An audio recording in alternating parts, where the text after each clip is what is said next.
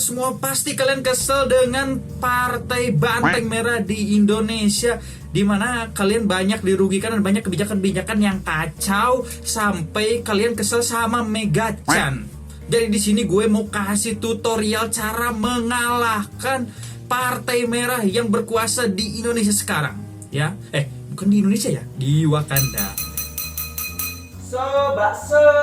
Nah, cara pertama adalah mengalahkan dulu kepalanya, yaitu emak bantengnya. Nah, di sini sangat jelas sekali bahwa emak banteng ini ataupun Bu Megawati, ya biar sopan, kita biar harus santun di Indonesia. Emak banteng lagi. Ibu Mega ini punya dalam tanda kutip kekuatan supranatural yang bisa membalikan partainya berkuasa lagi setelah beberapa tahun kalah, dari mulai 2004 kalah sama Golkar sama Pak SBY, terus kalah lagi dilanjutin di periodenya Pak SBY sama Demokrat, dan akhirnya sekarang dengan mengusung Pak Jokowi bisa menang. Nah, itu mau gimana pun, mau itu Pak Jokowinya udah elektabilitasnya tinggi, itu adalah insting emak banteng yang kuat banget sampai bisa balik lagi, comeback istilahnya tuh, back to back gitu ke rezim gitu. Nah, jadi caranya mengalahkan emak banteng itu adalah gampang. Ini kita cosplay jadi masyarakat biasa ya. Kalian coba trigger, ledekin ataupun apapun itu, ataupun eluk-elukan sampai Ibu Mega ini sering masuk video dan sering mengeluarkan statement-statement. Karena kalau belakangan yang kita lihat ya, dari awal zaman presiden dia sampai sekarang pun statement-statement dan public speakingnya itu sebenarnya nggak baik-baik banget, bahkan cenderung banyak blunder. Dari mulai pas zaman gas mahal gitu, terus minyak goreng mahal, ya udah dikukus aja kan, itu statementnya blunder banget. Terus sekarang dia ngeluarin statement bahwa bubarin KPK karena udah gak gunanya, sedangkan masyarakat pengennya pemberantasan korupsi, ya KPK itu dianggap masih berguna gitu. Nah, dengan statement-statement tadi itu, kalau kita sering-sering suruh Bu Mega gitu kan, kita bikin apa gitu, akun Q&A Bu Mega gitu, kita sampein ke elit-elit politik bahwa ini ada akun gitu buat nyampein aspirasi kita ke Bu Mega, kita berempati, mengeluh-elukan Bu Mega, sehingga Ibu Mega sering mengeluarkan statement itu, kita ini aja propagandain aja gitu, supaya Bu Mega adalah negarawan yang bisa memberikan statement terbaik gitu di negeri Wakanda ini gitu. Kita trigger aja terus supaya dia sering-sering ngeluarin statement, dan statementnya pasti kan kebanyakan blunder karena dilihat dari track recordnya. Akhirnya tumbang lah tuh emak banteng itu. Akhirnya kan satu tuh, itu permasalahan pertama ya, untuk kekuatan paling kuat di PDI sekarang, Ibu Meganya. Bahkan Ibu Mega beberapa kali juga mengeluh karena dia udah tua katanya, tapi gak ada yang bisa gantiin dia perannya. Nah, itu kan salah satu indikator yang paling pentingnya tuh. Nah, yang satu masalah udah beres, kalah oleh netizen, menang gitu, nge-troll negarawan gitu, levelnya Ibu Mega gitu.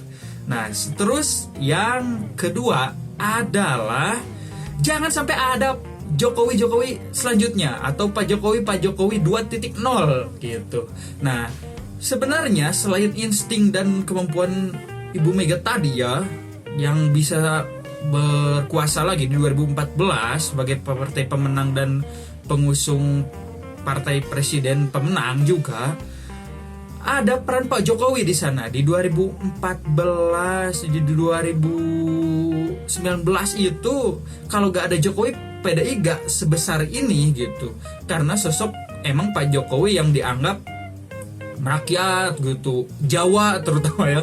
Terus juga dia jadi gubernur Jakarta karena saking bagusnya di Solo dan sebagainya, sehingga masyarakat bahkan kalangan intelektual pun dan artis-artis banyak yang mendukung di 2014, yang akhirnya 2019 kecewa gitu.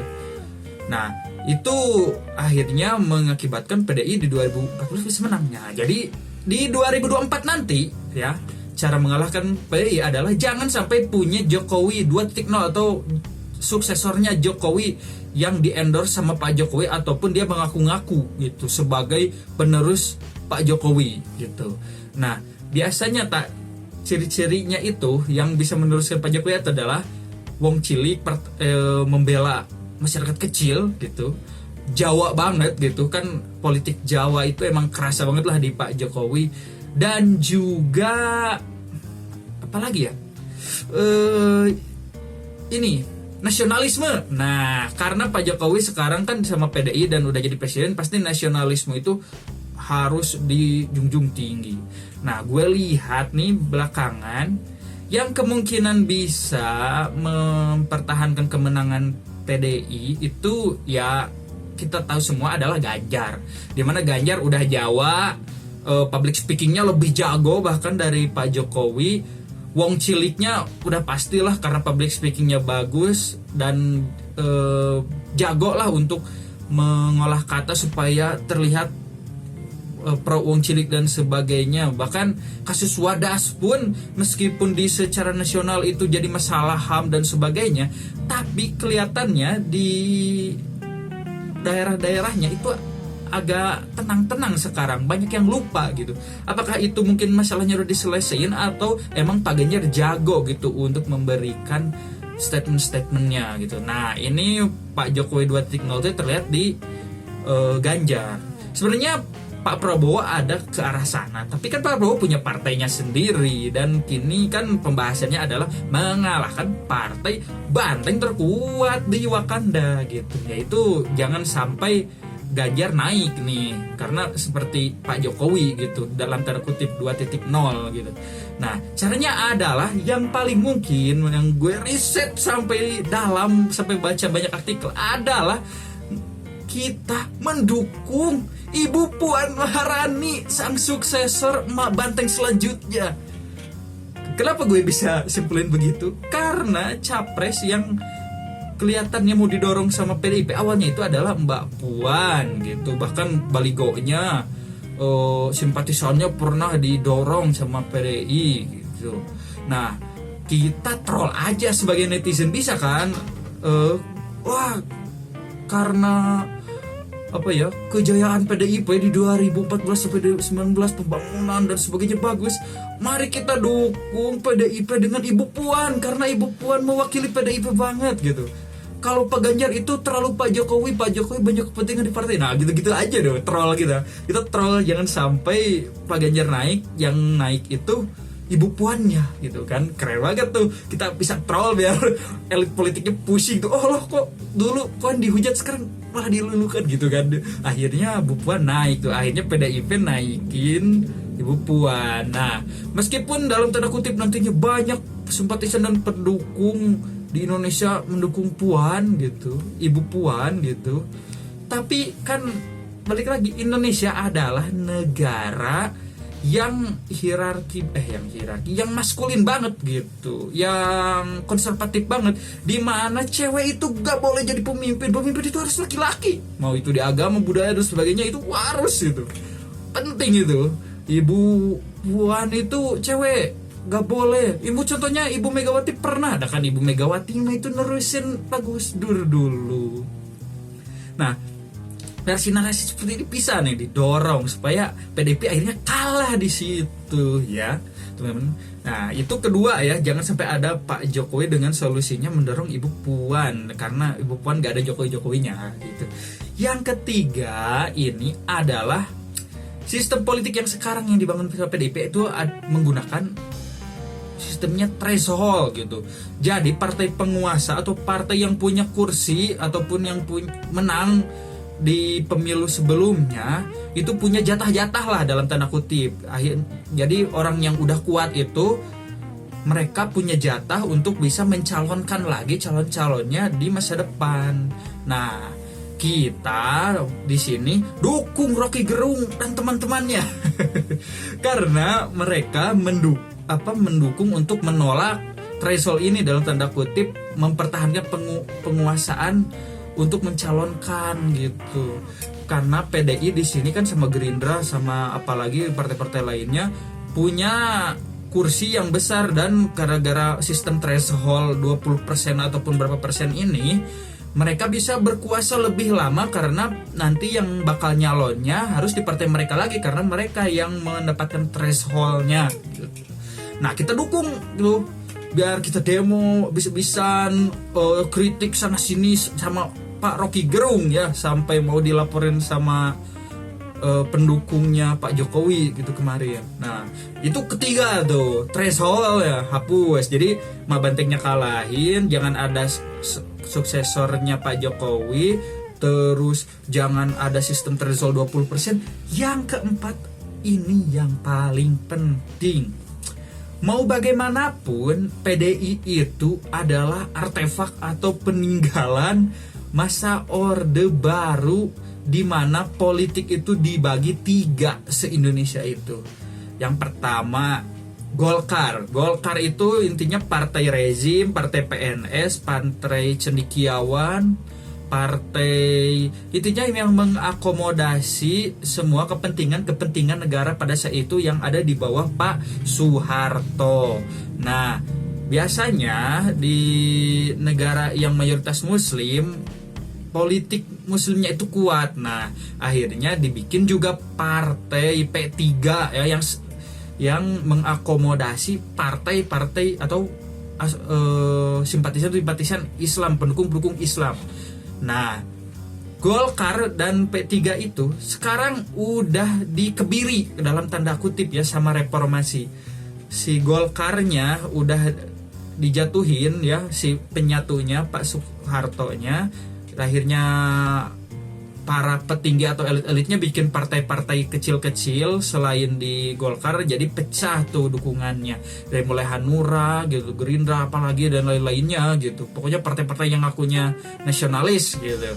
Nah, terus di sisi lain itu partai Islam P3 tadi itu pecah sekarang, ada PAN, ada PKB, ada NU yang gak kadang NU-nya Gus Dur gitu yang nggak mau sama PKB dan sebagainya, banyak pokoknya pecah tuh partai Islam juga. Nah tapi kalau PDIP ini pernah dulu agak gonjang-ganjing, namanya masih PDI, akhirnya dilanjutkanlah sama simpatisan PDI yang waktu itu pro sama Bu Mega menjadi PDIP, sehingga sampai sekarang bertahan nih PDIP. Nah PDIP ini zaman Orde Baru itu adalah partai yang dalam tanda kutip apa ya, wadah aja, pokoknya wadah minoritas yang emang gak diakui sama pemerintah, sama gak diakui sama kelompok Islam. Jadi masuknya ke partai PDI dari mulai Soekarnois gitu, ormas-ormas, minoritas mungkin agama, minoritas suku dan sebagainya, yang emang dirangkum ke PDI gitu. Jadi PDIP suksesornya gitu. Nah kebetulan ini banyak nih sekarang pemilih-pemilih yang beberapa usia produktif dan lanjut itu hidup di zaman Soeharto gitu, Orde Lama, sehingga mereka sekarang memilih PDIP, mereka masih simpatisan PDIP. Jadi ini kuat banget gitu sampai sekarang, dari mulai Jawa Tengah di Jawa Timur itu adalah inti dari PDIP gitu, dimana wong cilik gitu, masyarakat yang termarginalkan dalam tanda kutip ya, itu masih mendukung. Nah caranya untuk bisa menghancurkan atau melawan pendukung PDIP ini adalah tadi kan, ini terbentuk dari minoritas atau orang-orang yang dimarginalkan. Jadi kalau bisa kita bikin reformasi 2.0 supaya PDIP pendukung-pendukungnya itu bisa bubar. Caranya kita dorong semua minoritas itu punya partai atau berafiliasi di luar PDI gitu. Contohnya Pemuda Pancasila kan Soekarnois, wah pasti mendukung PDIP. Kita speak aja siapa ketua umumnya ataupun elit-elit dari Pemuda Pancasilanya. Kalian kan besar se-Indonesia, banyak anggotanya dari Sabang sampai Merauke dan sebagainya. Udah kalian bikin partai aja kan, itu aspirasi kalian bisa sampai gitu kan, speak gitu kan. terus minoritas Kristen nasionalis gitu. Ya udah kita kalian bikin partai aja, kayak mungkin pas waktu reformasi awal-awal di mana pemilu banyak partai minoritas kayak Kristen, partai Islam kecil-kecil, partai Aceh dan sebagainya ikut pemilu. Nah, kita bisa dorong seperti itu sebagai masyarakat. Nah, caranya gimana ya? Bisa aja gitu. Kita narasiin lagi bahwa kita ini kurang demokrasi, partainya itu aja yang nasionalis Pancasilais kayak PAN, Demokrat, Gerindra, PDIP, gak ada bedanya. Kita butuh partai baru kayak PSI contohnya, partai anak muda gitu. Nanti harus ada lagi partai pemuda Pancasila yang Soekarnois gitu. Partai apalagi gitu yang partai-partai itu bisa gitu mewakili minoritas-minoritas. Kalian petani, harus ada partai petani. Kalian kuli bangunan, kuli Jawa, partai kuli Jawa bikin gitu supaya mengakomodasi partai-partai kalian. Nah, kita sebagai netizen gitu ataupun masyarakat bisa propagandain itu aja gitu supaya simpatisan-simpatisan PDIP hancur gitu. Nah, jadi teman-teman, itu adalah 4 langkah tutorial untuk mengalahkan partai banteng di Indonesia. Ngalahin emaknya, kepalanya, ngalahin pedangnya Pak Jokowinya, ngalahin juga sistemnya, badannya, thresholdnya gitu. Bukan badannya ya, kalau threshold itu masa depannya gitu, hancurin harapan masa depannya, thresholdnya, hancurin juga badannya, pendukung-pendukungnya gitu. Jadi hancurin kepalanya, hancurin pedangnya, hancurin masa depannya, hancurin badannya, pendukung-pendukungnya. Itu teman-teman catat ya. Ini gue sebenarnya ya ngetrol aja, seru-seruan aja, tapi karena suka bacot gitu. Dan mumpung gue yang terkenal, jadi kalau bacot gini-gini juga gak ada yang denger, gak bakal ada yang menjarain gitu. Tapi kalau gue seleper Rocky Gerung ngomong gitu ya udah, itu banyak simpatisan dari mulai Pak Jokowi, simpatisan Bu Mega dan partai PDI udah ngelaporin gue UIT ataupun apa ya, pencemaran nama baik. Pokoknya mau apapun itu undang-undangnya, kalau polisi, pengadilan, kejaksaan dan sebagainya masih mengakomodasi rejim ya gitu teman-teman.